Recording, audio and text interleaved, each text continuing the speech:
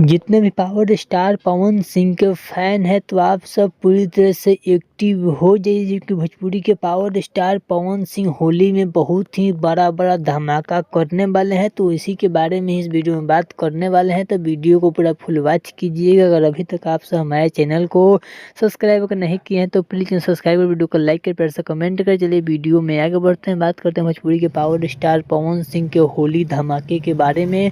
तो आप सबको बता दूं कि भोजपुरी के पावर स्टार पवन सिंह का जो कि 2 सॉन्ग जो कि 2024-25 में ही शूट होकर रखा है, जो कि पिछले साल का सॉन्ग होने वाला है, जो कि आप सबके बीच 1 या 2 फरवरी को रिलीज किया जाएगा। चैनल और क्या टाइटल होगा इसका भी कंफर्म जानकारी नहीं मिला है, लेकिन 1 से 2 तारीख के बीच पहला होली सॉन्ग आप सबके बीच भोजपुरी के पावर स्टार पवन सिंह का रिलीज किया जाएगा, जो कि अगले यानी 2025 का सॉन्ग शूटिंग करके रखा गया है। कोई कारणवश सॉन्ग को रिलीज नहीं किया गया, जो कि इस साल फर्स्ट में सॉन्ग को रिलीज किया जाएगा। तो आप सब कितने एक्साइटेड है पावर स्टार पवन सिंह के होली सॉन्ग के लिए, तो प्लीज़ कमेंट बॉक्स में बताइएगा।